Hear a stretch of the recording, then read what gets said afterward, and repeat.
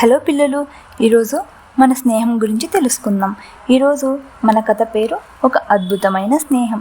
ఈ స్నేహం బాలు అనే ఒక అబ్బాయి మరియు మిట్టు అనే ఒక కోతి మధ్య జరిగినది. ఇప్పుడు మనం కథలోకి వెళ్దాం. బాలు 10 సంవత్సరాల వయసున్న ఒక చిన్నారి. అతను ఒక చిన్న గ్రామంలో ఉండేవాడు. బాలు కుటుంబం చాలా పేదది. పాతబడిన బట్టలు వేసుకొని ప్రతిరోజు కష్టపడి అమ్మకు సహాయం చేస్తూ కట్టెలు ఏరడం, బావి దగ్గర నుండి నీళ్లు మోసుకురావడం చేసేవాడు. జీవితం కఠినమైన బాలు ఎప్పుడు నవ్వుతూనే ఉండేవాడు.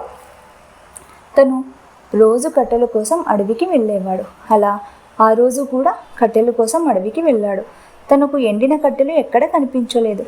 సమయం మిట్ట మధ్యాహ్నం 1 గంట కావస్తుంది. కట్టెల కోసం అడివంతా తిరుగుతూ బాలు చాలా అలసిపోయాడు. కానీ ఒక పెద్ద చెట్టు కింద కూర్చున్నాడు. తనకు చాలా ఆకలిసింది.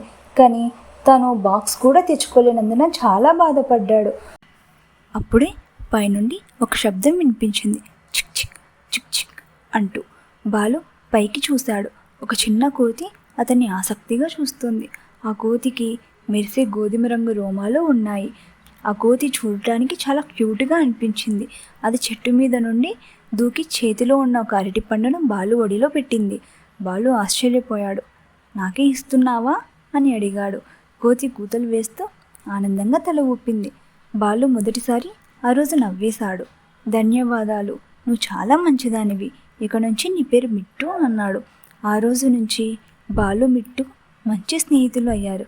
ప్రతి ఉదయం మిట్టు చెట్ల నుంచి ఊగుతూ బాలు దగ్గరికి వచ్చేది. బాలుకు ఆకలిగా ఉంటే మిట్టు అడవిలో నుంచి మామిడి పండ్లు, అరటి పండ్లు, జామ పండ్లు తెచ్చేది.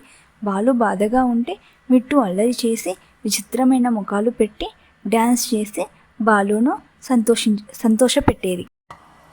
బాలు స్కూల్కి వెళ్ళినప్పుడు తన క్లాస్లోని పిల్లలు బాలుని తన బట్టలు చిరిగిపోయాయని, తను చాలా పేదవాడని ఎగతాళి చేసేవారు. కానీ మిట్టు బాలు కోసం స్కూల్ బయటున్న చెట్టు మీద నుంచి ఎదురు చూస్తూ ఉండేది. స్కూల్ అయ్యాక బాలు తన స్కూల్లో నేర్చుకున్న పాఠాలను మిట్టుకు చెప్తూ ఉండేవాడు. మిట్టు కూడా చాలా జాగ్రత్తగా వింటూ ఉండేది. అలా ఒక సాయంత్రం బాలు కట్టెలు మోసుకుంటూ వస్తున్నప్పుడు నది ఒడ్డున జారి నీళ్ళలో పడిపోయాడు.